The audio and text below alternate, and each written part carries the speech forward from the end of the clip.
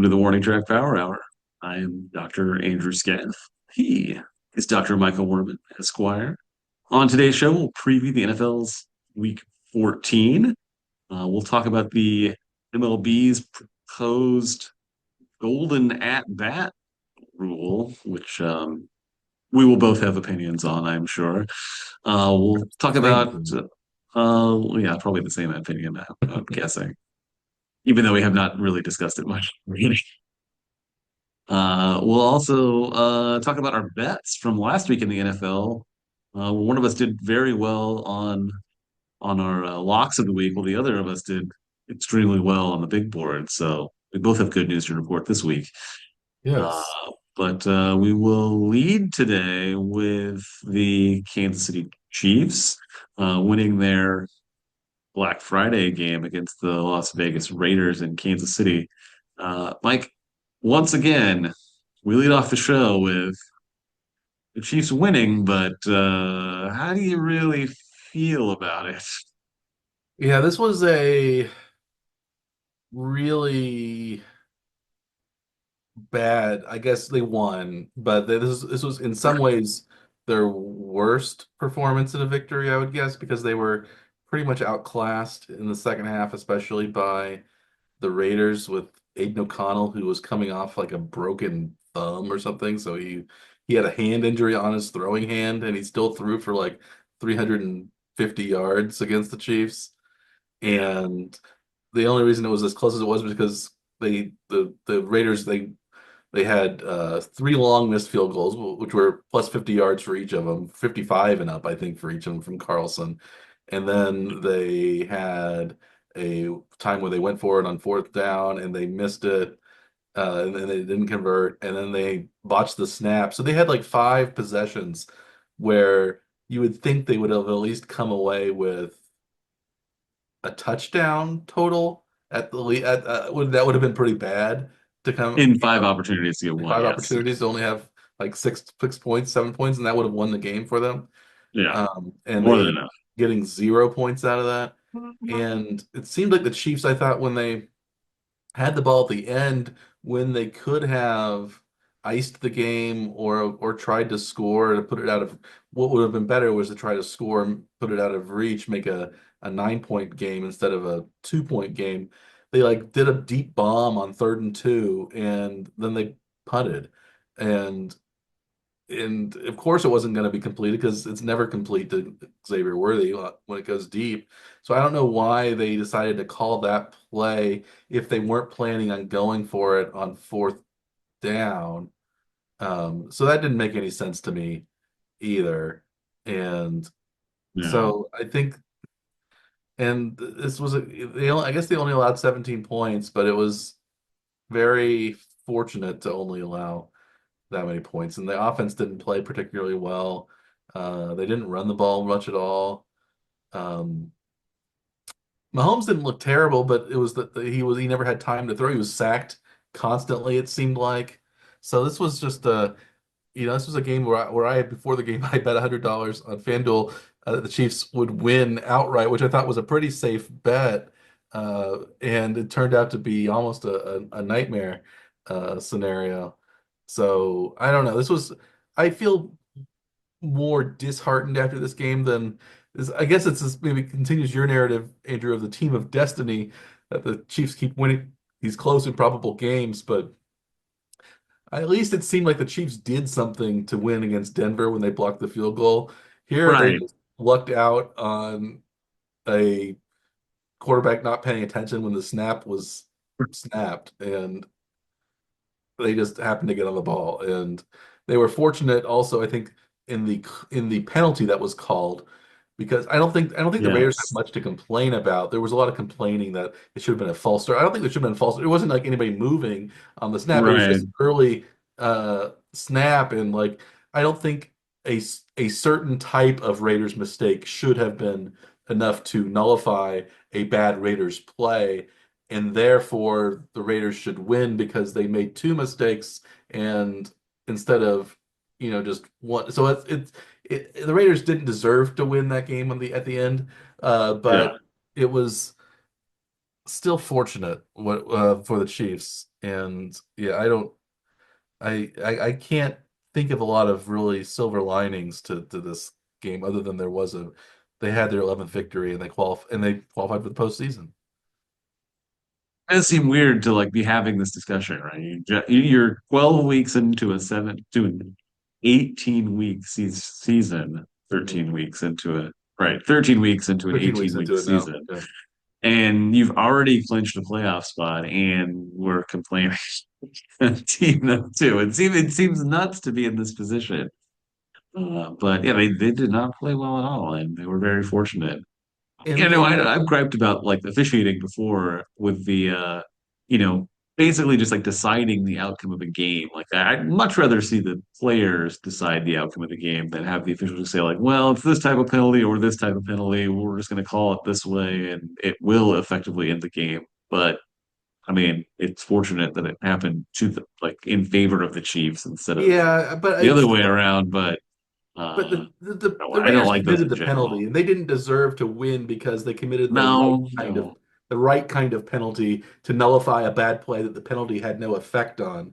So right, it was I it yeah, it seemed like because they did this, which this could also mean illegal shift, or it could be a false start. They do this, or illegal procedure, or a false start, right. and they ended up doing illegal shift because I guess the clock was not moving when the ball was snapped. So again, those are kind of arcane distinctions, but really, Yeah, it shouldn't. The Raiders also the Raiders may have missed the field goal even if they had gotten it because Carlson had missed 3 out of 4 already, right. and although they were all from like 55 yards plus, so those are difficult field goals to make. Yeah, But I was thinking the Chiefs were going to come out and really play well because they got embarrassed last year on a holiday by the Raiders at home. And yes. this game looked very similar to that game, No, that the offense couldn't do a whole lot. And the offense didn't turn the ball over, which was better than last year, but like Mahomes was harassed constantly. Um, it seems like DJ Humphries maybe couldn't have come at a better time. It looks like he's going to start the game. It seems like he's going to start the game against the Chargers on Sunday night. Do you think that will stabilize things, or is this his first game? So how much can you expect from a you know yeah, he hasn't played all season coming off of an yeah, injury. That's cost him a whole season. and on a new team, new It's scheme, new you team, know? new line mates. So it's not Yeah, like frequently you'll see, especially with the Chiefs and many other teams, that like the line doesn't just gel necessarily. And sometimes lines play together for seasons in a row without anybody missing a game. And those are the lines that tend to work the best.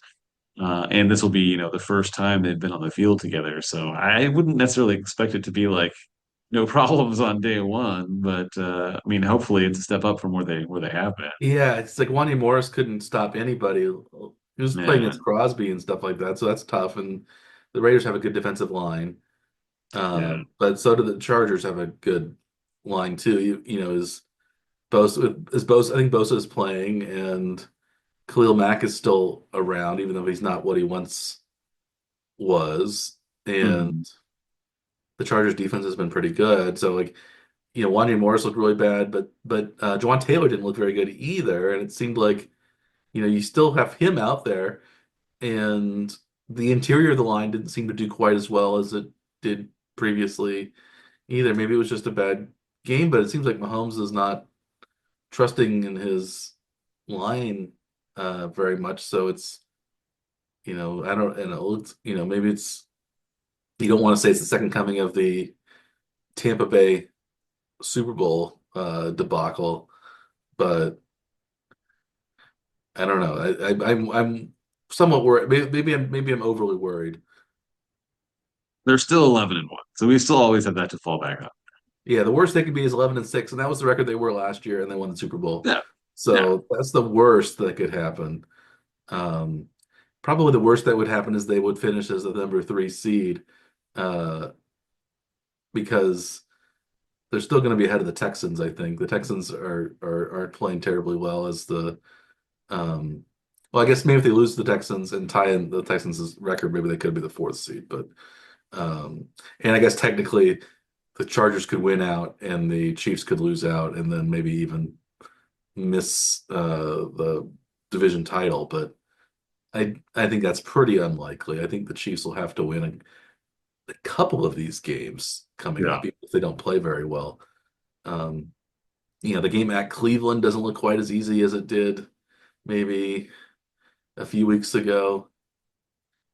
But in the other team, they have the Tech. I think maybe the Texans at home is the easiest game that the Chiefs are going to have uh, coming up. So they have who they play at Denver at the end of the season, at Pittsburgh on Christmas Day after like a 3-day rest, Right. Texans at home, at Cleveland, and then the Chargers at home. So these are all playoff teams or road games in not very uh, friendly confines. So Right.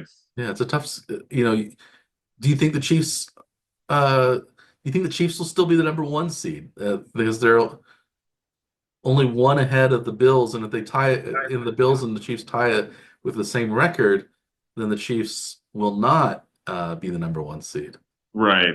And Pittsburgh's not that far behind either, only 2 games behind. And with a game, and if Pittsburgh beats the Chiefs, that's a Another lost game and a half tiebreaker, swing for them as well. potentially, yes. So yeah, so who does Buffalo have left though? Do they have a tough schedule remaining, or is Not it really. Well, they crazy? have their next 2 games are the toughest. They have at the Rams, which could be tough. They're coming off Yes. an emotional victory over the 49ers, I think. A big snowy day victory that wasn't that the Buffalo was really good in, but also the 49ers looked really bad in. They just fumbled the Yeah. ball several times that made the game not very close. And also all the running backs got hurt. And Yeah. and so that was a big victory, but maybe not as impressive as it looks at first glance. But then they play at the Rams and then they play at Detroit the next 2 weeks. Those are the 2 toughest games that Buffalo has. Then I think they Hmm. play the Jets twice in New England, I think is the other game sandwiched in The between. the other way. Pats twice The and Pats Jets twice and the between. Jets sandwiched in between. Yeah. So New England has had the Bills number from time to time, but this is not a great New England team. Yeah. So I mean, you'd probably think that, there's a good likelihood that Buffalo would drop one One, game. maybe So do you two. think the Chiefs can avoid losing 2 games? Yeah, that's tough. And it is tough. It is tough. Well, you But it think seems like maybe, again the Chiefs manage to win games even if they don't play yeah. well. Like they have not really played well all season, honestly. Yeah. So that's When they run against Pittsburgh, though, Pittsburgh also wins a lot of games they shouldn't win. yes. So there's, two kind of uh lucky in some ways. I don't know if lucky is the right way, or maybe two gritty um Yeah. lucky, maybe more plucky than lucky teams that can pull out victories from uh, the jaws of defeat, but they don't again you can't always do that. And But still like, if two teams are facing each other that both have that sort of record, then only one of them can come out yeah. of that one, in that same form. So yeah, somebody's gonna have to lose some luck in that game, right? Or the Chiefs will just have to play well and like they Or have just against win. the Just play Steelers well. somewhat recently. They've been blowing out the Steelers when they've been playing them. Um, I think that was the last time they played the Steelers was maybe 3 years ago in the playoffs now. So um, yeah, that was yeah. Even though the Chiefs they still didn't they only lost to the Bills by a touchdown and a little bit. It wasn't like they were blown out by Buffalo either, even though it was in Buffalo. So like the Chiefs are a good enough team to stay with anybody, and when they stay with the teams, they usually win. So Maybe Yeah. we're just, and they've done this for a year, over a year now, almost 2 years. So Basically two full seasons at this point. maybe we should trust them a little bit more. But you also think, that they can't be sustainable. They're not winning by, they're not even beating bad teams by very many points, and And they're they're almost and they're almost losing basically to bad never teams. covering the spread either, which Yeah, is probably annoying for the betting public. yeah. So it's yeah, it's just been it's been a weird season. I felt like the Chiefs haven't played very well, and they should have probably in some ways maybe they should be something like 8-4, 7-5 even at this point. Teams always win a couple of games maybe they shouldn't, or that are close that the ball bounces, but like this is every close game has come out. This is I think they're 14-0 in their last one score game. So I guess they're fortunate that they lost to the Bills by more than one score to keep that streak alive. But that's a record in the NFL record. So, Right. And but they we, did sort of, let that last touchdown in to sort yeah, of, try to get the ball back to have a yeah, chance to still be in the game. So maybe yeah. that's more of that than But this is also something we remember the Vikings a couple of years ago. They were like 11-0 in like one score games too, and we thought, well, they were a little lucky during the regular season, and they were ripe for maybe not for playoff upset. They actually lost to the Giants in the first round of the playoffs that season. So, are the Chiefs more like that Minnesota team, or are they a New England type team that will win close games and, not apologize for it? or just more like last season's team where they Yeah. didn't really play that well during the regular season and then, turned it on to Yeah. They play still well lost and games win though in the playoff regular games. season. Right. I think maybe it's just the same as last year, only their luck has been more in their favor during the regular season this year. Yeah, they had a few unlucky breaks last year with like the Kadarius Toney offside. You can maybe compare that to the Isaiah Likely toe being an inch too far. To Right. Tony's toe was over the line. Yes. The Marquez Valdez Scantling like easy touchdown drop against Philadelphia. Yeah. The Kadarius Toney interception, that touchdown. A bunch of those plays. So maybe you can say Yes. that the Chiefs should have been luckier last year. So maybe this is last year's luck, regular season luck, sort of bouncing back. But Yeah. The reversion to the mean, as our statistics friends and our statistics team likes to tell us a in our crack ears squad of once in a while. statisticians, yeah. Yes.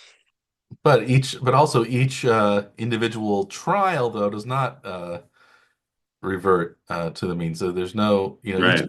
each coin flip could still, it doesn't, Yeah. it's still a 50-50 shot. There's not the Chiefs aren't due necessarily No, for not a at all. And I'm regression not before saying a that loss. by any means. I'm just saying that over the course of many games, if you seem to be have luck in your favor, there is a tendency for things to revert to Yeah. something that's more sustainable. But in any individual case, it does Yeah. not predict for that.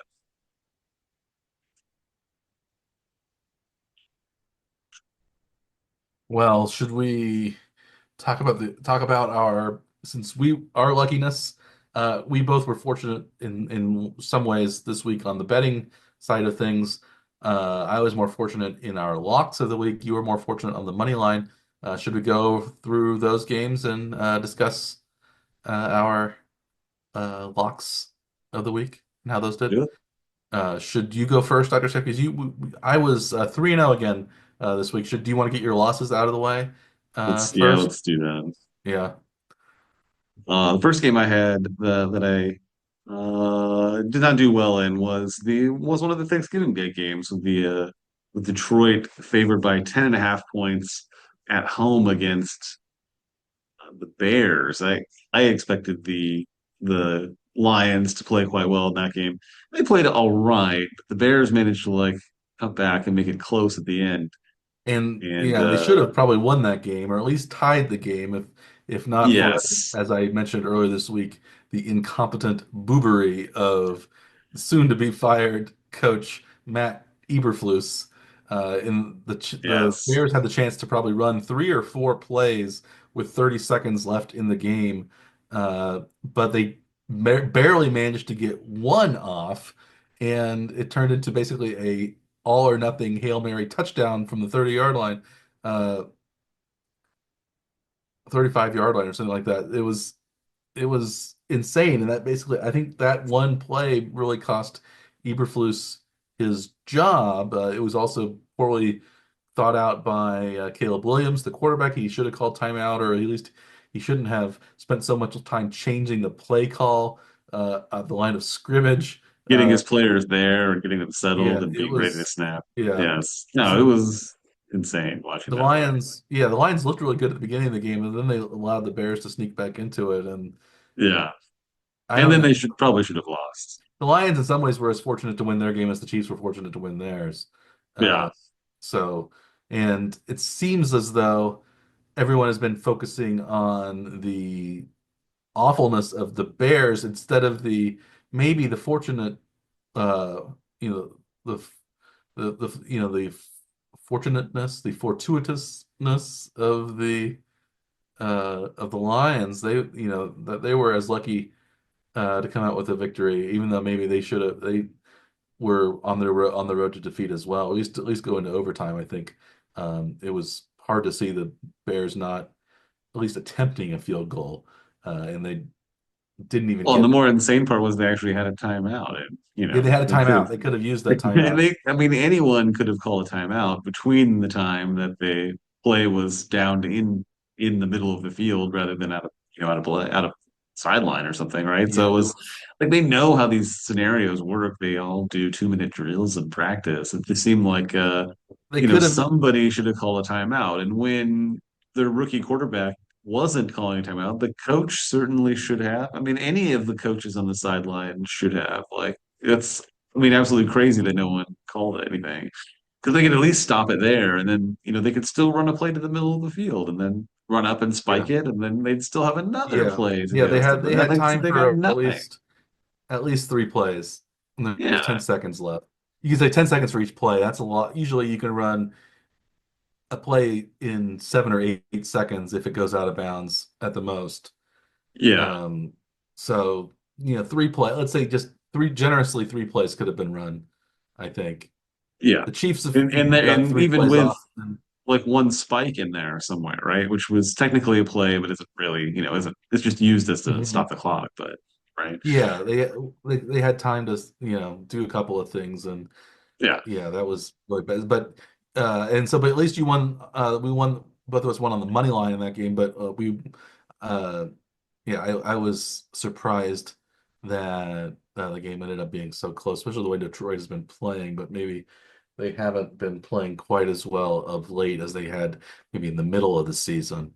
But they still won Maybe that some of game. those Um, injuries are catching up to them too. yeah, yeah, they have a lot of injuries on the defensive side, especially. I think I saw that 13 players on the defensive side of the ball were on the IR for the Lions over the course of the year. So It's a lot. yeah, That's more than a whole defense, Mike. it is. It is.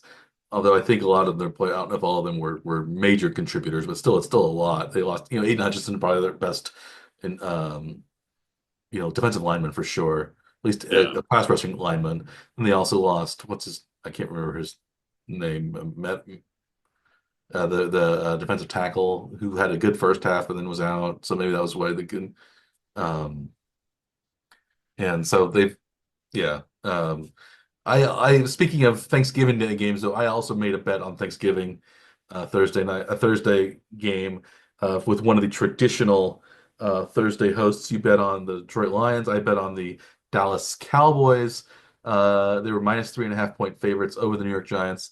They one looked like it was going to be fairly handy victory, but then the Giants kind of sneaked back into it. But they still lost by 7, so the Cowboys covered 27-20. So that was the Cowboys haven't been very good this year, but the Giants have been worse than not very good. So my pick of the Cowboys minus 3.5 was good for my first lock of the week. Yeah, I was a little concerned for your pick in that game just because I didn't think either team was very good. So I can shy away from those types of games just because I don't know how the game's going to go when it's two bad teams playing each other there. But home team, I guess, still has a good chance of winning, I think, especially on Yeah. Thanksgiving. Well, my you'll enjoy my bets this week because all three of my bets are on bad teams Ooh, this fun. as my preview we can say. So So my concern for your picks will continue, but you will two is continue to do yeah. well, likely. Only two of my three picks were on bad teams this week, and they ended up both being victorious. So um, it doesn't seem Play, to be hey, a lot of correlation roll between with roll with it, right? yeah, That's yeah, the adage I think with betting though too, right? It's just you keep betting on whatever your strategy's been that's working, right? You yeah. You just don't you try to find change. an edge anywhere you can, and sometimes and I think it's the games that I'm least interested in. Sometimes are the ones that I make the best bets in, or yeah. So well, have you found that the case, or do you find the ones that uh your I guess your locks of the week have not been as good as your general betting. So your average bet maybe is so maybe it's maybe the same way for you that the games that you are most interested in, you don't make the bets quite as well as the games you are the least interested. Yeah, well, I think maybe it seems like from me for the last both of the last 2 years that we've been doing this that yeah, I tend to do better in volume betting. Picking an individual game is not so good for me. But my overall like strategy or overall like view of what the league looks like seems to be relatively close to what the league is. But if I try to pick out any individual game from it, it's kind of random as to whether or not it's going to work or not, at all. So, um, my second pick fell into that category. I was pretty confident in the game itself, being Houston at Jacksonville. I had Houston at minus 4.5. That seemed like a fairly easy bet for me.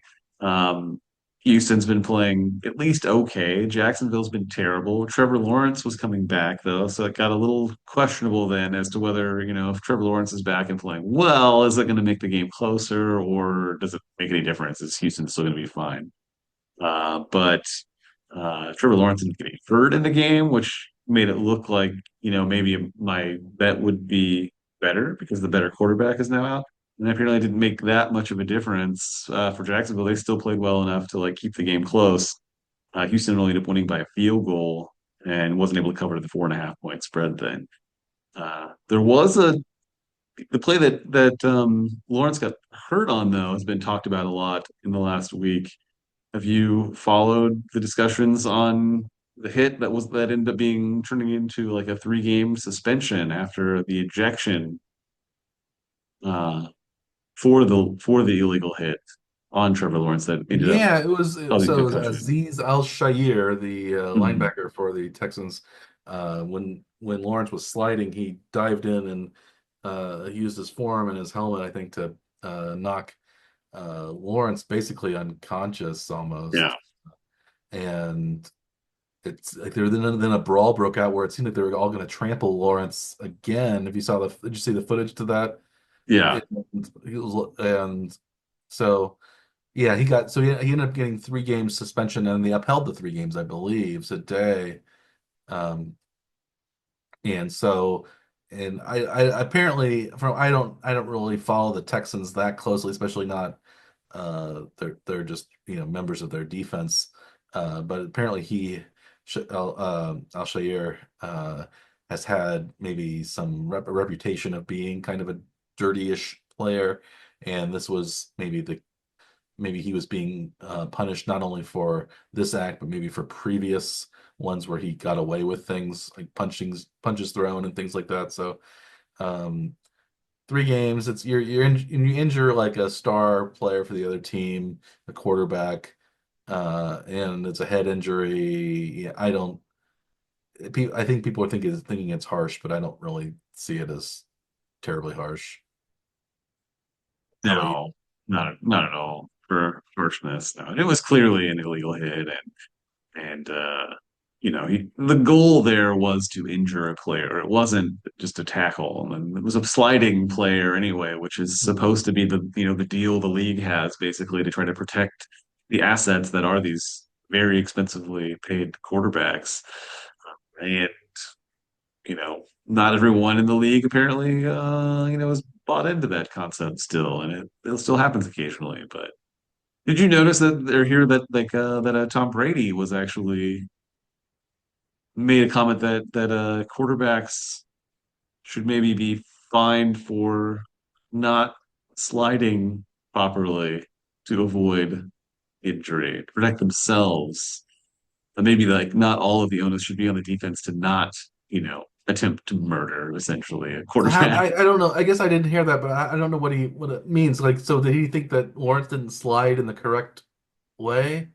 That's what the implication was, but on that particular play, I don't think Trevor Lawrence slid late or was trying to like buy a penalty. I mean, I think he just slid the way he's supposed that the league says you're supposed to slide, and that the Yeah. league says they're going to protect you if in the scenario that you do slide that way. So it Yeah. was kind of odd, especially coming from Tom Brady, who tended to ask Slide for penalties and basically slide a lot. on Yeah. every play, and yeah, he didn't run a Um, whole lot, but he would look as though he was, asking the officials for penalties pretty consistently. and you wonder maybe I'd seen also somebody said that maybe quarterbacks it seems maybe counterintuitive. Maybe quarterbacks instead of sliding and putting their heads up while they slide should dive for the ground more often. Um, and drive face first maybe rather than feet first, and that maybe that would lead to fewer because their head's higher, so when you would be harder to dive onto somebody's head if their head was down lower maybe. Going I'm not going exactly lower. Yeah. going lower, but you also think that's kind of how Tua was injured too. He was face first, so it seems like there's not a lot of you just have to really time it the right way and hope that the defensive player is honoring the spirit of the game and Right. um, It's a risk. Yeah. I mean, every time you run, it's a risk. So it seems like, as a quarterback, your best bet is to run for the sideline and try to get out of bounds and not, you know, don't dawdle on the sideline, get out of bounds and get way out of bounds. So you're not going to get hit late even too. And they need yeah. to be protecting themselves. It's best if they run plays that don't put themselves at risk. Yeah, well, it seems like I've heard people blame Mahomes for this because they say, "Oh, Mahomes, he tries to stay up as long as possible and get as many yards as possible and stay on the sideline and kind of bait defenders into pushing him out or something," which seems kind of absurd to me Yeah. because I don't think what Mahomes does is any different from what like Lamar Jackson does all the time, and No, uh, not at all. so it's yeah, but yeah, I think it was a play that was pretty egregious, and I don't think it was an undeserved penalty.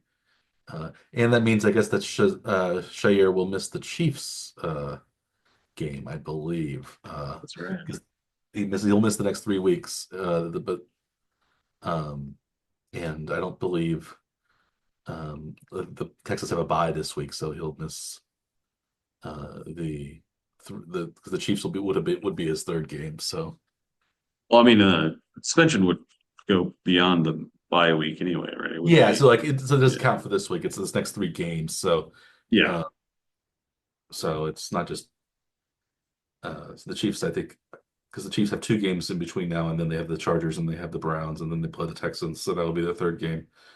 Um, but maybe it would have counted That's either right. way. Maybe it would have counted either. It's the third game. Yeah. Maybe it would have counted either way for the suspension because the Texans are off this week. So maybe that would be only their second game. But um, Oh, that's right. Yeah. Yeah, they are off this week, aren't they? Yeah, yeah, so that will be his second missed game. Yeah. Either way, he's missing that game. Yes. either Yeah. way, yeah. And yeah, so but I didn't miss on the my second lock of the week, which was uh, let's do maybe we'll go another team that I've liked betting on previously was Pittsburgh, and the Steelers played at Cincinnati.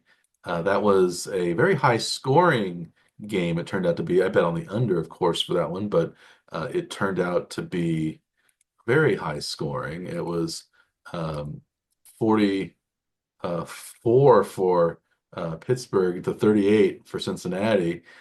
So a total of 82 points were scored in that game. But the spread that at least when I made the bet was Cincinnati minus 2.5 and Pittsburgh plus 2.5. And I bet on Pittsburgh plus 2.5. It got all the way up to 3 points later in the week. So I didn't make the optimal bet that I could have, but I had thought maybe Pittsburgh would win that game outright, and they did. So it didn't happen exactly in the same way as I thought it was going to, but Pittsburgh did win outright. They were the underdog on the road, but I thought they weren't going to lose two games in a row in the state of Ohio, and this was my time for Pittsburgh to uh, to come to be uh, the team that I've been betting on so often in the past and usually been successful with. So Pittsburgh won 44-38, and I won my bet at plus 2.5. Yeah, not at all the game you expected, but the outcome is perfectly fine, right? Yeah, 24-18 or something. Maybe I would have expected a game like that, but 44-38 was very high scoring. And another game where Cincinnati scores a lot of points and Joe Burrow has a lot of great throws and touchdowns, but they lose. And I think he has 30 something touchdown passes, only 5 interceptions this year, Joe Burrow. And the team is, what are they, 4-8?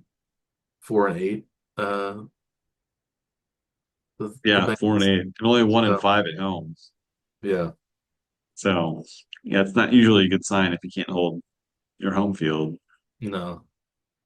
Yeah. Yeah, do you think they're the most disappointing team this season? Um, I think they've had some bad luck. You could say the Jets are more disappointing, or the Oh, Cowboys are as disappointing. They're in that the Dolphins maybe even although you said well Tua was hurt. So there are a lot of teams that people thought would go into the playoffs that the 49ers perhaps are maybe up there at this time now. They've had a lot of injuries, but they still lost some games they should have won. you know, So there's a handful. but it's pretty amazing to see that, Burrow's putting up the numbers that he's putting up, and then they're still losing Yeah. that many games. And giving up, 40 plus points to a not a great offense in Pittsburgh too. So that Yeah, they've they been better definitely with have some Russell issues. Wilson, but still they Yeah. aren't a team that you expect to score 40 plus points. They did have some defensive scores, I think, as well in that game. So there was a fumble return touchdown, I think, and at least and some other big. So the defense, you also wouldn't think Pittsburgh's defense would allow 38 points to be scored on them. Yeah. So That's pretty amazing. yeah, Yeah, how the big different this is different this has been like for both of these teams out of like expectations, I think. Yeah. yeah. How about your lone victory of the week? Your lone Um, lock that turned out to my be a good lock. final pick and only victory was in the Monday night game at Denver minus 5.5 at home against Cleveland. Denver ended up winning the game again, not in a way that I would have expected to win them to win. It was another kind of shootout type game, 41-32, which is a 9 point victory, more than enough for the 5.5 point win. They also And had some defensive scores on yes, part of the and Broncos. and Bo Nix is looking like a fairly competent quarterback at this point. Are you coming around on Bo Nix now, or are you I'm still in the still ilk that he doesn't have enough letters in his name to be a competitive NFL quarterback? he still doesn't have enough letters, I don't think, to be a long-term success in the NFL. maybe a flash in the pan while people figure out that he doesn't have enough haven't figured out that he doesn't have enough letters yet in his name. Um, Yes. but we'll see what happens with him and what happens with him. The Chiefs will play Denver in the last game of the season, and that might be a game that will be very important for the Chiefs, maybe to determine the number one seed or not. It could be also Denver determining whether they would make the playoffs or not.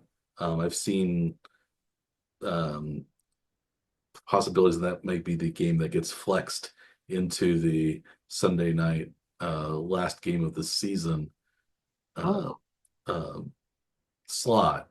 Chiefs at Denver, which would be a big, you know, big win if the Chiefs could win that game and cement the number one overall seed.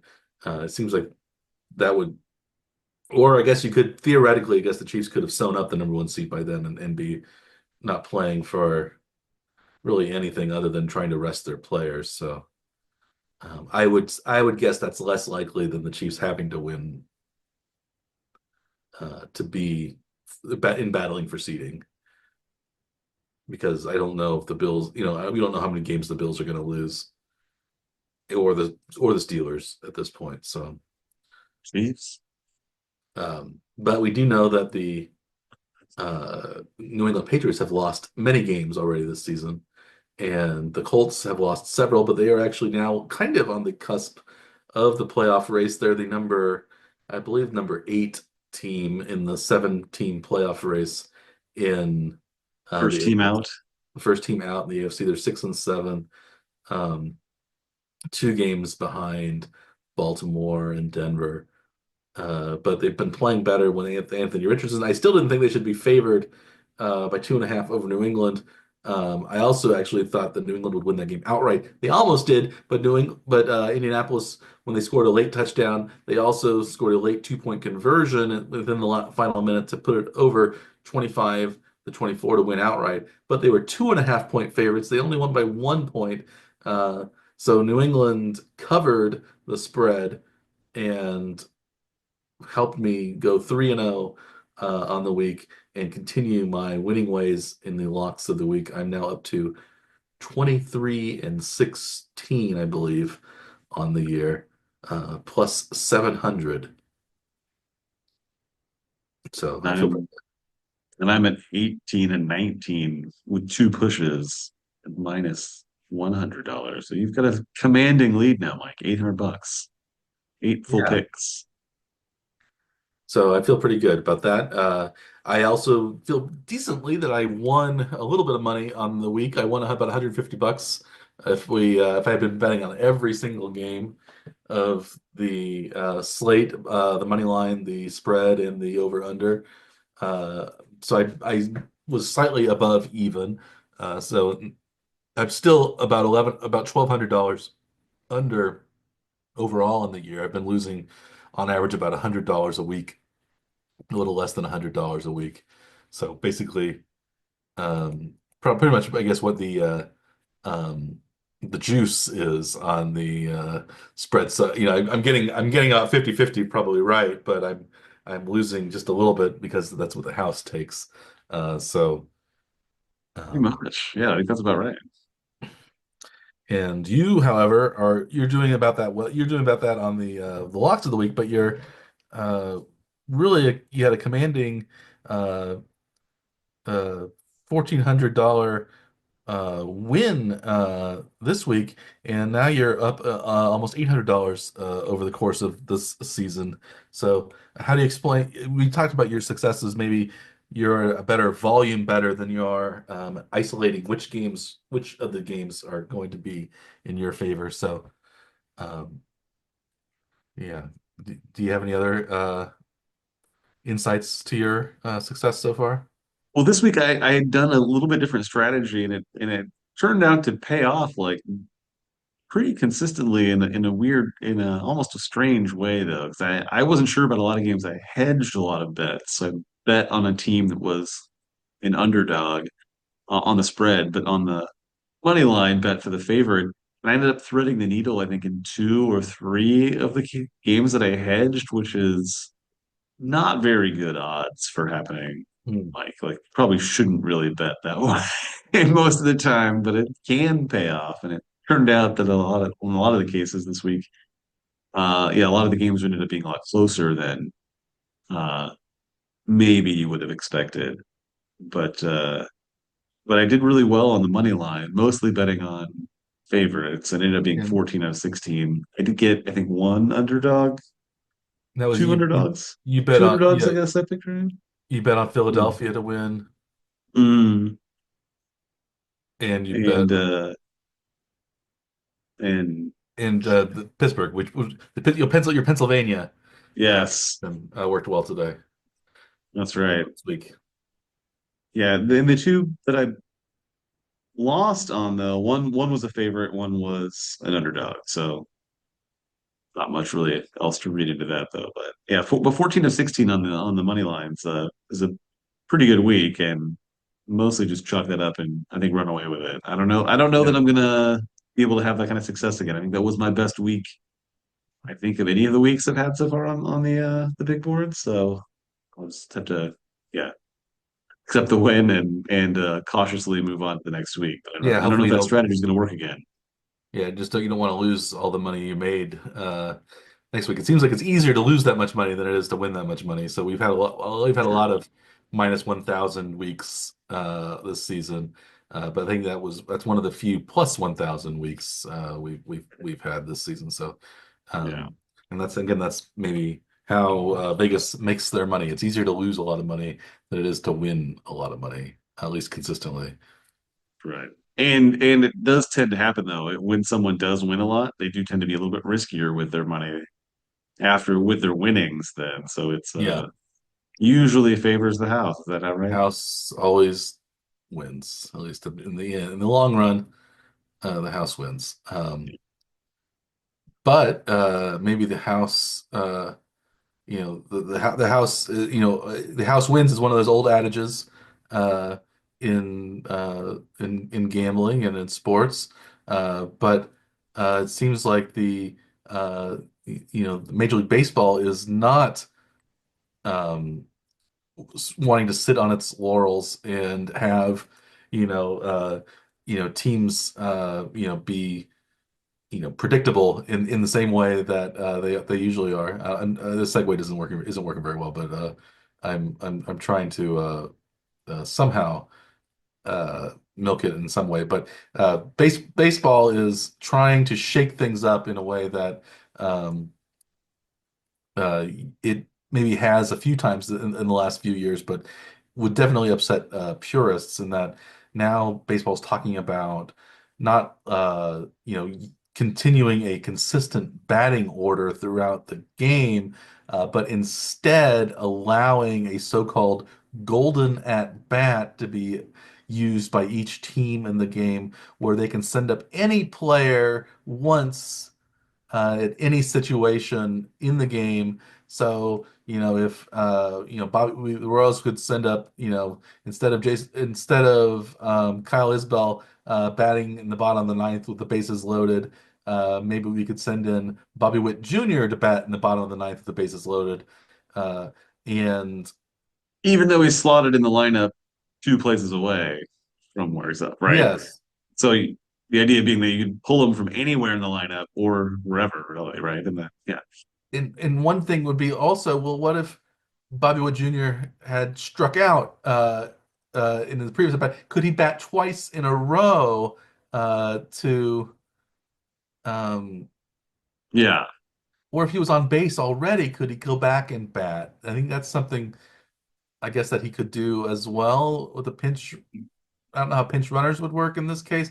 They've already had the stupid bequeathed runners in the bonus runners in the extra innings, but it seems like another kind of crazy scheme of Rob Manfred's to make baseball weird and not traditional in order to, I don't know, just shake things up to maybe win over some non-traditional baseball fans. But it seems like it alienates more people than it would lure in. I don't. It also seems like it would mess up like records and things like that, because now what if you have Aaron Judge batting 162 extra times Yeah. a season, basically. Because you You would use might, it every game. I mean, you would use that opportunity in every game yeah, why where you're not? best suited. Yeah. Um, or put Otani in every game, or it's It's like I think in concept there are some ideas that like that they would still be misused by the Royals, right? Like they would use Bobby Witt to lead off the first inning. They'd use the golden at bat first, and then they would they'd have use him him to also bat bat. twice in a row at the Yes, top of the that's order. that's what they would do, and then they would waste it so that it wouldn't be available to them later. It's just one of those things that like they like there's an idea that's like, oh, here's something that could really help, and the Royals will figure out how to stupidly squander it rather than actually use it to their advantage. Yeah, I think the only thing that it was not a bad idea that they've implemented is the slightly larger bases, because maybe that enables deals to happen a The, little the bit. pitch clock maybe to like The keep the pitch game clock, I think, isn't a moving. bad idea either. Maybe that's not a bad idea Yeah. to keep things up. Um, It's a where does this rank in the stupid ideas that have been pitched for baseball or have been implemented for baseball in the Manfred era? well, I think it's dumber than the inherited runner and than the You extra runners think in base and in the extra base in the extra innings, ghost because at runner? least that's an extra innings. In most games, you don't see that. Yeah.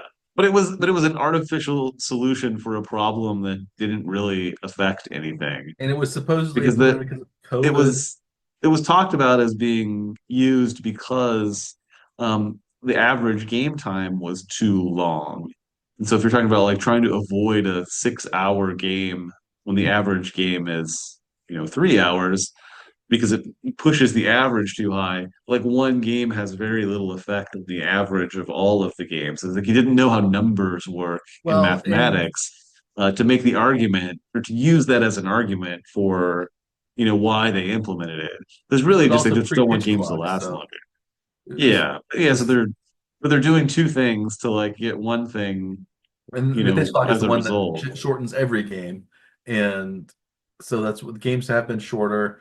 They even Yeah, had to, kind of revamp how they could sell beer and things like that in stadiums, because the game, the seventh inning was reached more quickly than it traditionally had been. So yeah. stadiums were actually losing money on concessions because of it. But yeah, I think this is maybe some people also don't like, well, the DH in a universal DH. Maybe, some teams want the old National League Baseball to They should have be. done that a long time ago. I don't know. That was the only one I thought that was actually good.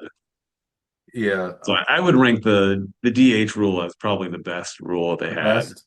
And then the pitch clock. Well, then, yeah, maybe pitch clock too, and then it gets real bad. Like everything else below it is far, far below it. You think So the like base would have? like making the base that's fine. That's fine. I don't care about That's kind that. of They neutral, they I should have think. just done the double base though at first rather than just make the bases larger though. I don't know. I didn't see the point in like actually doing that. Putting that second base like on the inside of the line so like the batter like they do in softball, just so like the batter doesn't have to step on the same bag that the first baseman does. Oh, I see. That's a safer way to deal with like the collisions at first base that occasionally happen, even though they should never happen. I don't really understand why they actually do happen. Like runners like to run on the inside of the base paths, which you're not supposed to do, but they still do it, and then it leads to some collisions occasionally. But I would have rather just seen them do the inside bag instead of make the bases bigger. But whatever. I think that's kind of a nothing. But the like making relief pitchers throw to three batters, I think that's idiotic. Like if you want to cut the time down of games, just you know, don't let there be a commercial break between the relief pitcher changes. Um, that because that happens sometimes, like where they let the pitcher warm up and then they change pitchers like before the first batter starts, and there'd be Yeah. another timeout. Just stop that. They're not gonna, you know, Or change the have, game yeah, format to have avoid a to give up commercial breaks. Like they want the yeah, commercial like breaks. have a maximum of one in intra half inning commercial break. Something like For that. Yeah. like so like you couldn't like if there's two relief pitchers like you could have the first relief pitcher, but if the second one comes in, you have to. It's been a little like that in the NFL. They've shortened they don't have a time they don't go for a TV timeout after a kickoff anymore. Uh, Right. and that has made the games a little bit shorter and also allowed for fewer commercials and more discussion of the play that's happening on the field. So I think um, I think they could do that without really hurting ad revenue too much. Yeah. So, but yeah, I think the golden net bet is perhaps the dumbest of them. It's completely idiotic. I don't even know how they're even talking about it without laughing at themselves and then having everyone else laugh at them too. It's very Yeah. stupid.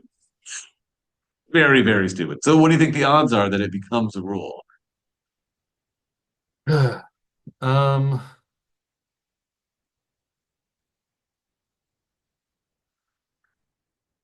30, I'd say 1 in 3. 1 in 3 chance.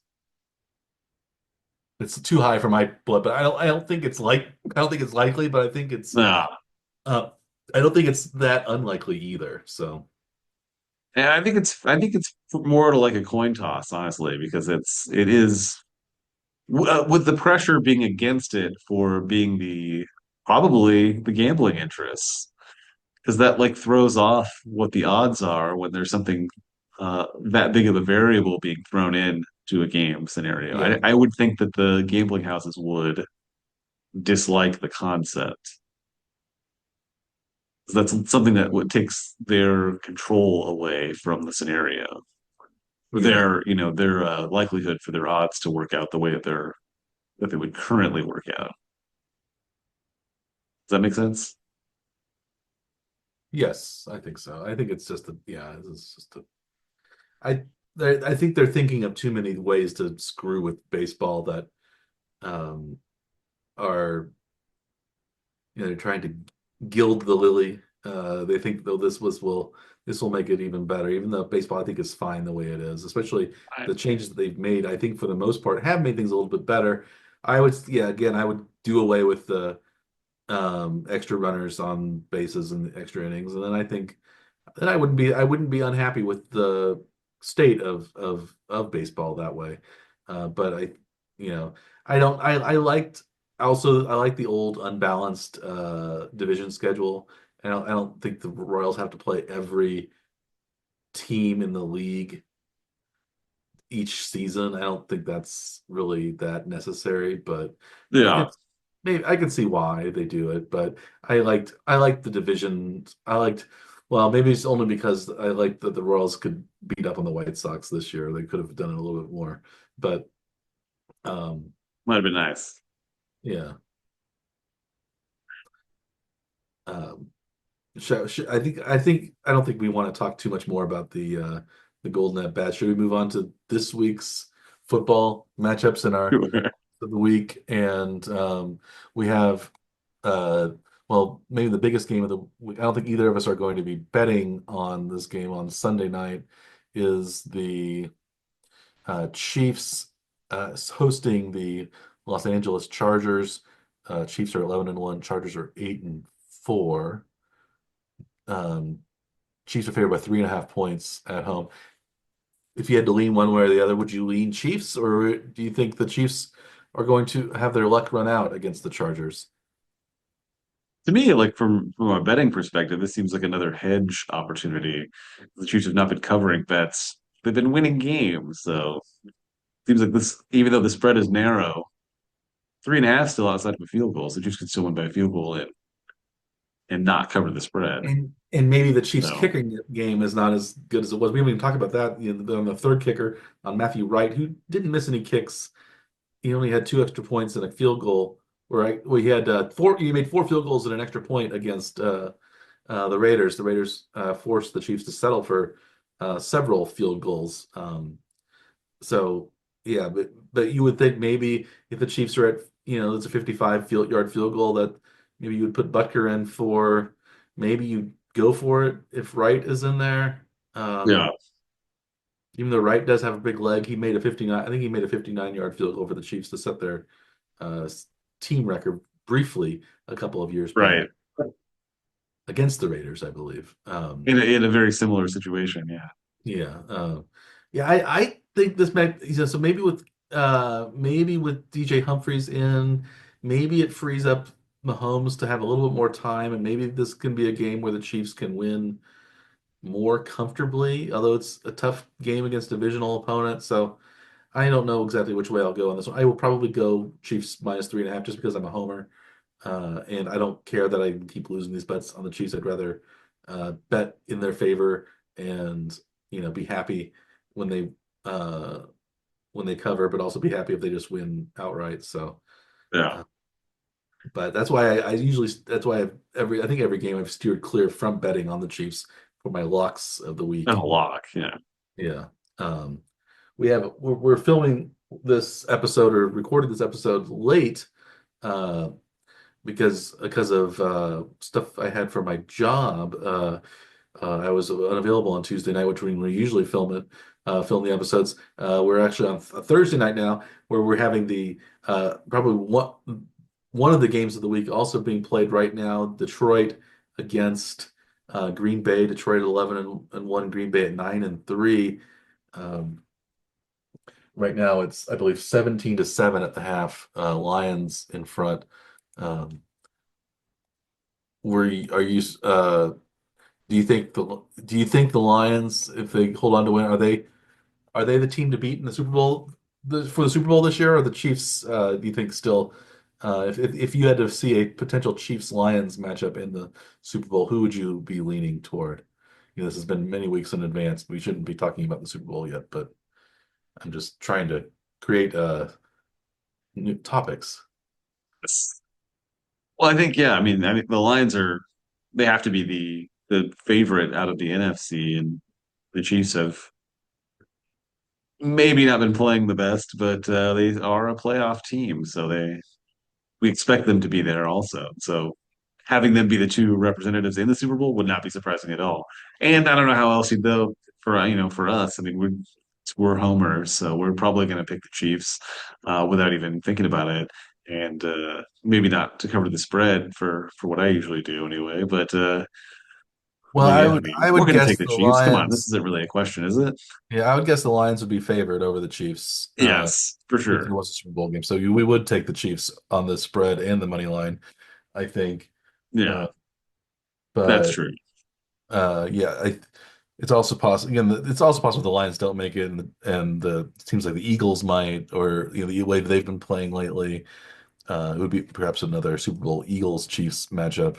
Uh, going like there, which would be somewhat poetic because the Chiefs also had a rematch, a Super Bowl rematch of the 49ers recently. So maybe that's against the game probably is the least appealing to the average NFL fan, a matchup of a game that was already 2 years previous, and I Yeah, think probably the average NFL fan wants to see Bills Lions, teams that have non neither team has won a Super Bowl, and has had the Lions especially have been so bad they haven't even made a Super Bowl in the 59 years now that the Super Bowl has been around. So and the Bills have made four, and of course lost four in a row uh, uh, in the early '90s. So that was the last time they made the Super Bowl. So I think that's what the fans want. Buffalo this week is playing at the Rams. We mentioned that game as a possible tough game, but none of these great matchups that we've been talking about this week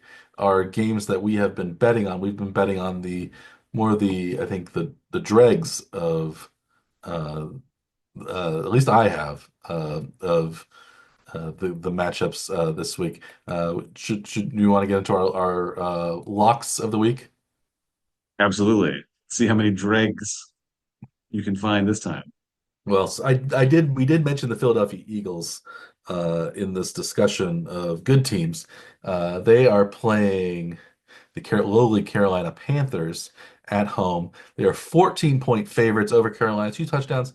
I am actually going with Carolina in this game, plus 14. I think that's too many points. I don't think Carolina's been playing terribly poorly lately, and I don't think Philadelphia is probably going to try to waste all of expend all the energy that they want. So maybe they'll win and win even, 10 points, but I don't know if they'll win by two full touchdowns. So I'm gonna go with Carolina plus 14 at Philadelphia on Sunday. And teams that tend to run heavily, if they have a big lead, they don't tend to, start throwing more. So I think you're maybe on the right track here. But I don't know. It doesn't take that much to go from 2 touchdowns to 3 touchdowns, and good team against a bad team. But I don't know. I really don't know. Like, I'm not sure how I'm going to bet this game yet. But I like your confidence in the pick. Yeah, I just think that with Bryce Young's been playing better, the Panthers have been playing better. I think even if they've been scoring in late game situations as well. They scored, even though they lost in overtime to the Buccaneers, they scored late to take the lead, um, and or to tie the game. I believe that's when they scored. They had they had that clutch comeback against the Chiefs as well. So I think, even if they're down by 3 touchdowns, maybe they could,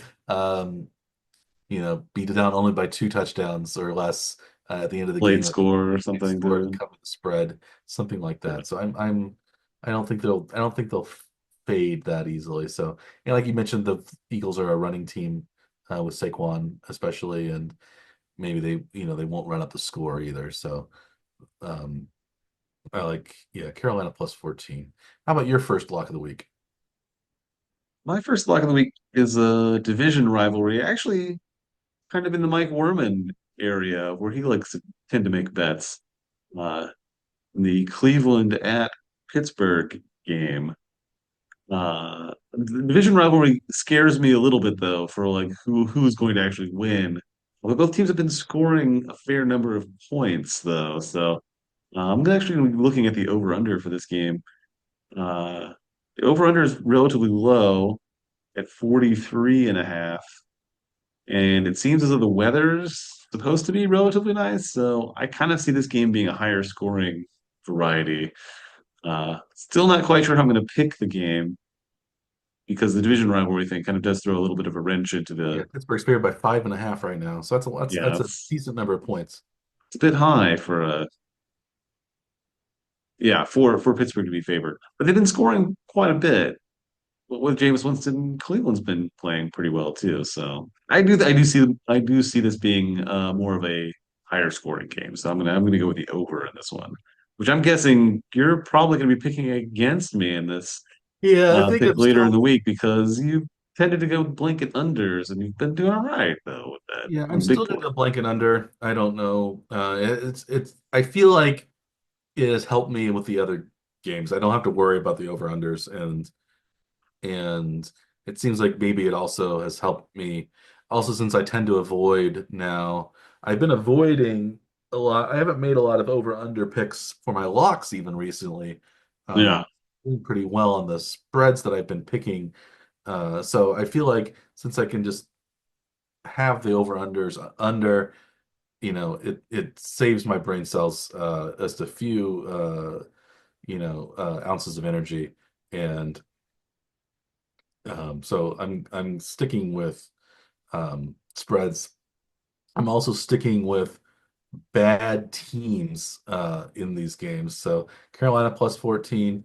Um, I'm also going to go with the division rivals of the Eagles in the next game is that the Giants are hosting the New Orleans Saints. The Saints aren't terribly good this year. I think they're 4-8 this season. They are favored by 3.5 points at the Giants, which I believe are going to be led this game by Drew Lock at home in New York. Maybe it'll be cold, maybe it'll be windy, maybe it'll be rainy, but still, I don't think New Orleans should be favored by 3.5 points on the road against pretty much anybody. This is sort of what I'm looking at, like when I thought New England last week, where I thought uh, vulnerable home favorites. I mean, not vulnerable home favorites, vulnerable road favorites. That I think, I wouldn't be surprised if the Giants won this game outright. They're not very good, but they still could win against New Orleans. I think New Orleans has had struggles with injuries, and they did win against um, Carolina last week, but it was a close game. So, and Carolina's getting, so this would mean that if the Eagles were playing the Giants, they would be favored by 18 points, something like that. It's which seems absurdly high. Yes. So I just think I think the Giants can uh, hopefully reverse. I don't think maybe the Giants haven't won a home game this season either. Maybe that's something that will also change. I don't see them going 0 and 8 at Yeah. so it could be wrong. It could be just a disaster waiting to happen. But I like the Giants, and still they can lose the game. But they get 3.5 points, so Yeah. that's Yeah. more than a field goal. So I'm gonna go Giants plus 3.5 at home against the favored Saints. And at home, though, that makes it a little safer, I think, too. Because you don't know what the weather's going to be like. Still, it's New York. It's December now. So, uh, it could be about anything, right? Yeah. And they still play outside, right? Yes. So And New they Orleans does didn't, not play outside. Usually, they are an indoor dome, right. They're both a warm weather team and an indoor team, Yes. which they play in the NFC South. So if they play in, Atlanta plays indoors, and then they play in warm weather climates when they play on the road in the South. So this is a potentially cold weather game on outdoors, and their favorites. I'm somewhat skeptical. So Fair. All fair. how about your second lock of the week, Dr. Scaff? My second pick, I'm actually gonna take the another game with a New York team, but not the Giants. I'm gonna go into the New York Jets at Miami Dolphins game. Also looking at the point total in this one because again I'm a little confused as to which team is going to show up for this one. I think Miami's been playing pretty well recently. They are a 5.5 point favorite. I think they're likely to win, but the Jets to me are just like very confounding. I don't know who's going to show up ever, it seems like. But I think there could be some scoring in this one. I don't think either team's defense is that particularly good, especially against the matchup that they have. Over under in this game's again not terribly high, 44.5. I'm again taking the over in this one, which I'm assuming again you'll be picking against me, I'm Mike. only picking the under. I don't know. Just because I'm going with the under for all of them. Yes. And I'm I'm you trying to said make it I'm you trying said to the make it Jets are personal, five is what and a I'm half saying, Mike. point underdogs. I misquoted. Or I was misspoke earlier. The Cleveland is 6.5 point underdogs against Mhm. Pittsburgh right now. So Pittsburgh is favored by 6.5. The Miami Dolphins are favored by 5.5 over the Jets. Yeah, I don't know which way I'll go with those, but I'm only yeah, I don't think it's a bad. It's only 44.5 isn't very high, but either the Jets are going to score enough points to make it um, close-ish and push it over, or they're just not going to score any points. And so that's the. I don't think Miami's going to. Miami might score 30, but the Jets will need to score at least a little more than two touchdowns to get it More over. than two touchdowns, yeah. Yeah, so, and I don't know if they'll do that. Although it's warmer, Aaron Rodgers is old, maybe he likes to play in Florida. So he's thinking of retiring maybe. So maybe that's a going to Del Boca Vista and uh, playing a little bit better. But yeah, I don't have a feel on that other than I will go under, but just because I'm going under in all of them. So I don't think it's a bad, but I don't think it's a bad bet. I'm just trying to create a rivalry, Mike. That's all. Yeah, I'm picking overs just so I can try to pick a fight. yeah. Well, speaking of rivalries, I have a division rivalry in my last lock of the week, but perhaps the another one of the worst matchups of the week. We have Jacksonville at Tennessee. Um, Jacksonville is going to be quarterbacked by Michael McCorkle, Mac Jones again. Tennessee hasn't been very good, but they've been frisky occasionally. Tennessee, I thought would be a decent team this year, and they turned out to be a terrible team. Jacksonville, I think I also thought would be a decent team, and they've also turned out to be a terrible team. But it's in Tennessee, and Tennessee's favored by 3.5 points at home. I don't know. I didn't like a lot of the matchups this week, but I decided to go. Let's say Tennessee at home against Jacksonville. Maybe Jacksonville's a little demoralized with the second absence now of Trevor Lawrence, and I think Will Levis has been playing a little better as of late. Tony Pollard's been pretty good for the uh, um, Titans as well. Maybe the defense is going to gel a little bit more. So I like the Titans to win. Um, maybe they're starting to play a little bit better. So I'm going to do three Titans minus 3.5 at home.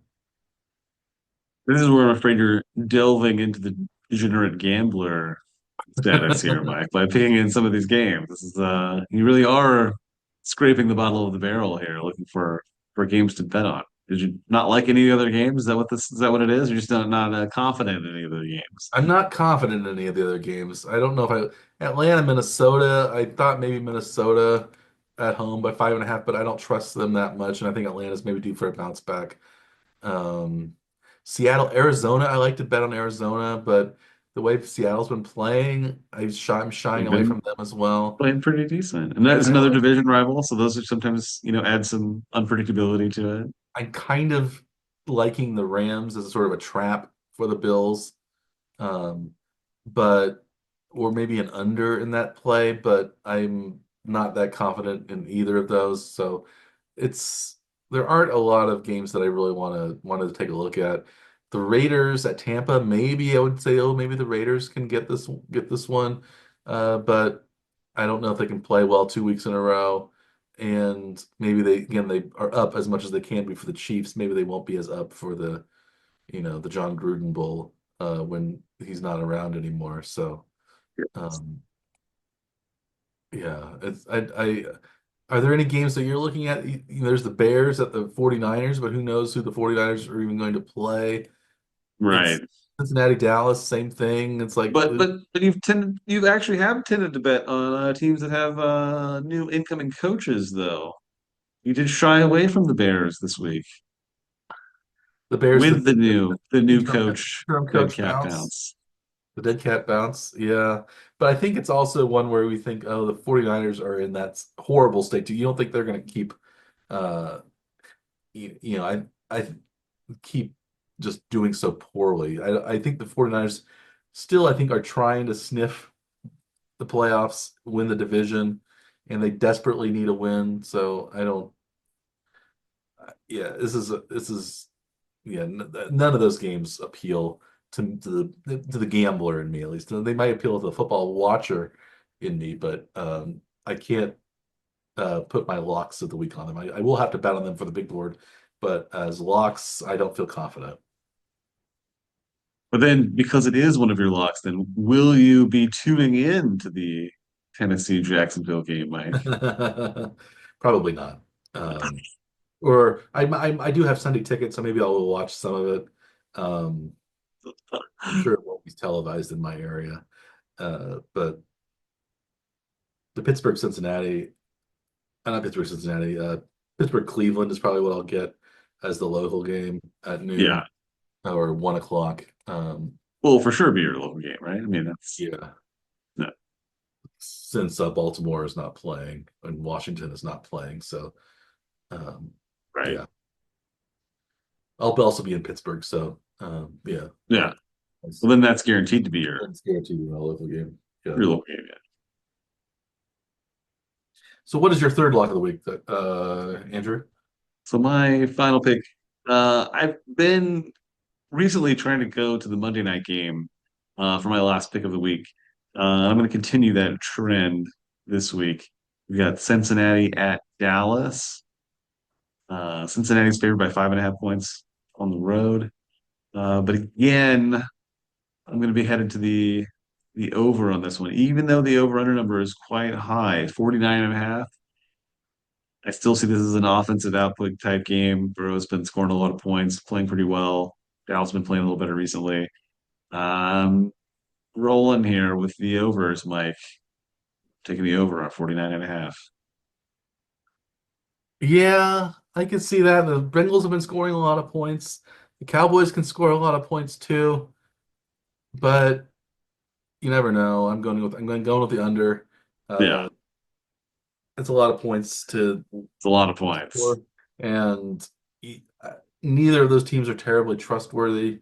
Both No, have, you know, not trustworthy necessarily to win, but they've been fairly trustworthy to score trustworthy at points. scoring some Although points. Dallas sometimes doesn't score any points in their games, Yeah. so Dallas. Are you surprised that Dallas has the better record than the Bengals? They're five Yeah, and seven. The Bengals are 4. You know, for even given sure. the narrative surrounding those teams this year, uh, Yeah. somehow Dallas is they've won 2 in a row now.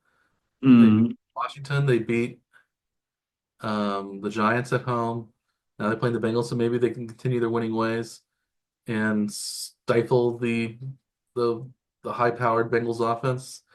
I think But they finally got a home win too, right? Yeah. yeah, They're 5-7 on the season, but only 1-5 at home, yeah, which is that very game surprising. was looking pretty good at the beginning of the season, but now it's not looking so good.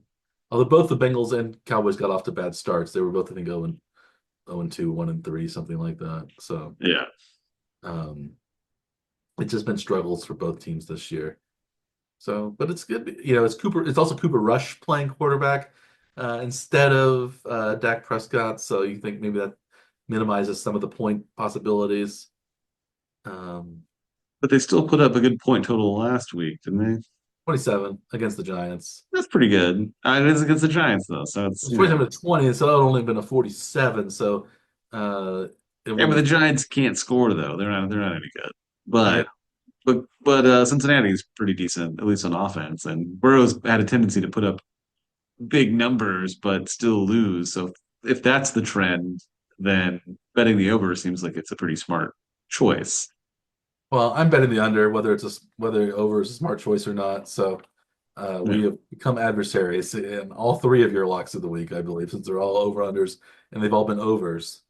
You're picking three right. overs. Are you going us? Trying. So you're picking three overs already. Are you going to go the blanket over this week?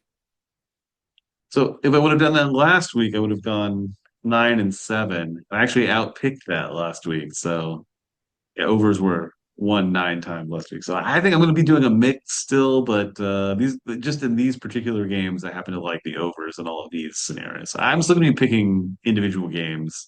I think Okay. I have enough free brain cell activity apparently to actually make picks in all of the scenarios rather than trying to minimize my choices. To be like the Steve Jobs wardrobe scenario where Yeah. always wear the black turtleneck shirts and I'm not there yet. So I'm still gonna be picking the individual games, I think. Haven't become a Taking billionaire one of the saleswoman nice. at this point. Yeah. Yeah.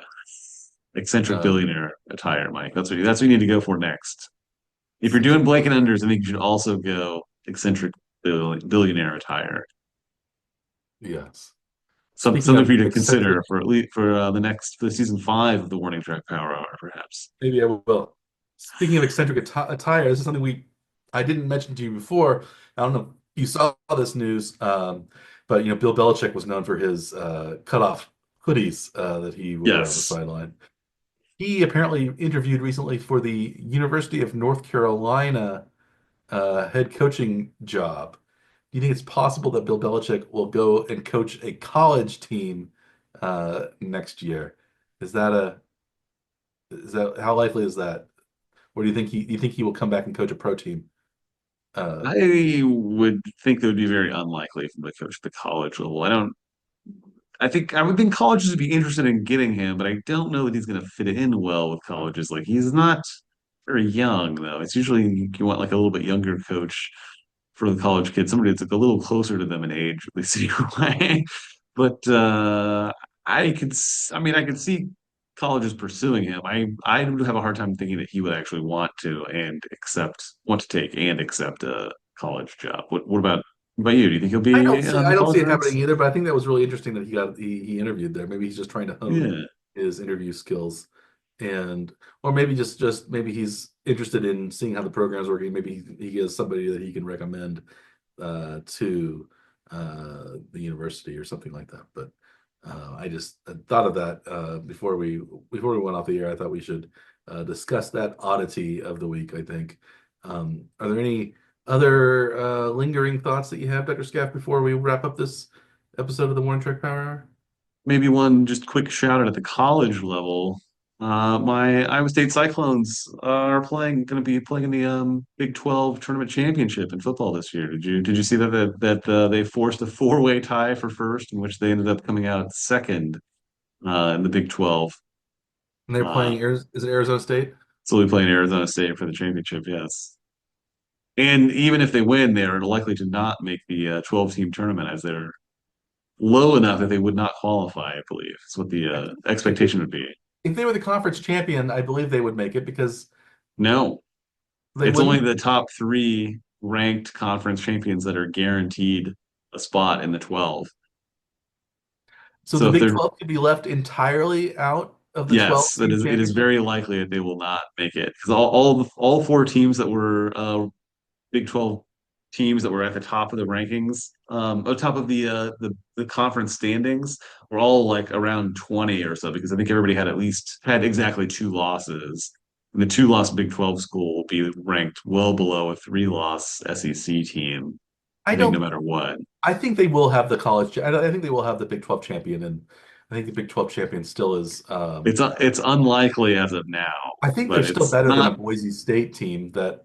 You would think, yeah. So I mean, so really, what's going to happen is going to take some of like the other teams that are ranked ahead of them to like lose conference championship games, to like hope enough of them will be pushed down that Iowa State will slide into the 12 spot. But it is unlikely that they will make it as of right now.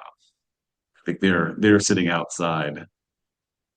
I Well, it think they're at says 16, 15, that Iowa 16. State has a 47% chance of making the playoff, according to the. But I think that takes like multiple other things to happen, though. I don't think it's Well, if they win, I would say they have a 50-50 chance of winning. So I think if they win, they will make. yeah. It That's is my. unlikely that they will make it, Mike. That's what I'm saying. Okay, let me see what the Arizona State, right? So basically, it says Arizona State has a 53% chance of making the playoff, and Iowa State has a 47. Uh, so one of those teams is going to make it. I They think. think one will make it, but it isn't a guarantee. Hmm, Yeah, it does seem a little odd though, right? Because I think there are like five major conferences, but there's only guarantees for three highest ranking mhm, conference champions to get in. I think those are the only guaranteed slots. I see. So yeah, it's pretty interesting to it. But it's pretty cool though that Iowa State is making the conference championship game.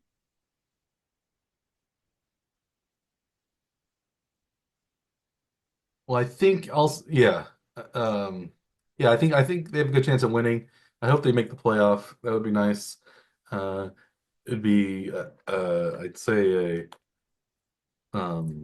a big surprise to the Cyclone fans everywhere if they did make the playoff, and a big welcome surprise. So I'm rooting for Iowa State in the Big 12 championship as well. But you had to Oh, like the chaos scenario though, right? A four-way tie for first. yes, it was an interesting. So was it with BYU and K State were the other two?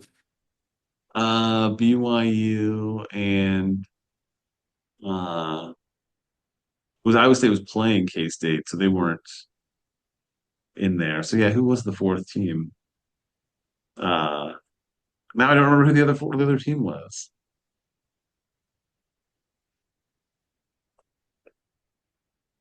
Colorado. It was Colorado. Oh yeah, Colorado, yeah.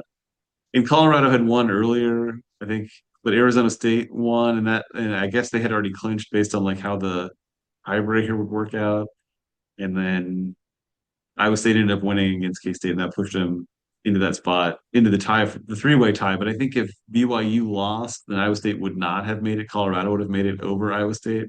So like the scenarios were like not the same. It was like if you win, you're in. It was like if you win and these other teams also win, then somehow Iowa State comes out in the two spots. So it was kind of funny how that played out. Mhm. But if BYU was upset, then Iowa State would have not made the playoff, made the conference championship. It was a very weird set of scenarios.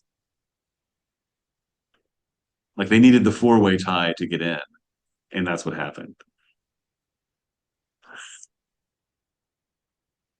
Yes.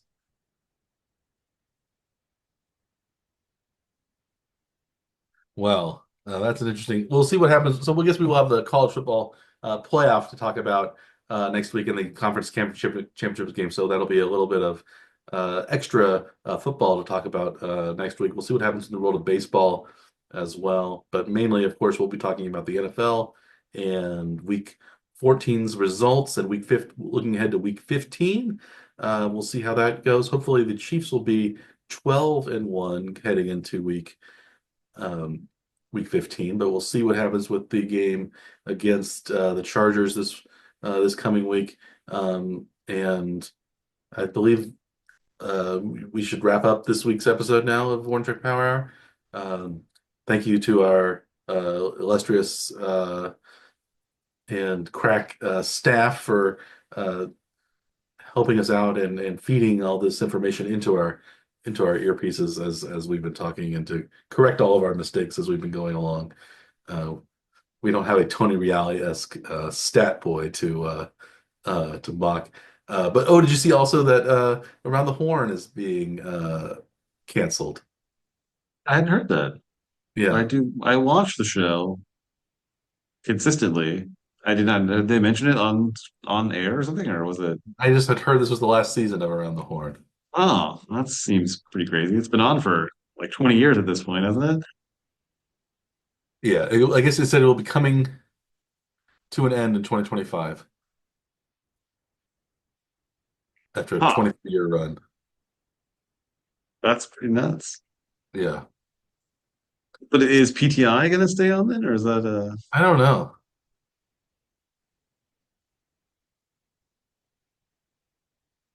I think I haven't heard anything about PTI being canceled. because they're like the block in the afternoon of those two shows back to Yeah. back.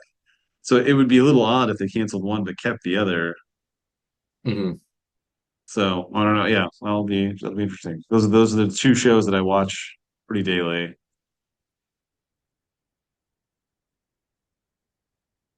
Yeah, Yes. So, I'll well, be stuck watching Pat McAfee, I guess, instead right now. see what Aaron Rodgers' latest scheme is that he's hatched. Um, Yes. well, next week you'll see what latest scheme we've hatched when it comes to football watching and predictions. Uh, but until then, I am Dr. Michael Werman. He is Dr. Andrew Scaff. We are the Warning Track Power Hour. Please like and or subscribe to our YouTube channel or our podcast, which is available on many different podcast delivery platforms. And I don't think we have any other final thoughts, do we, Dr. Scaff? Mm. Mm. So Let me see. we will sign off then, and we wish you good luck if you're making any bets this weekend, as long as your interests do not conflict with ours. And until next time, we wish you a good day.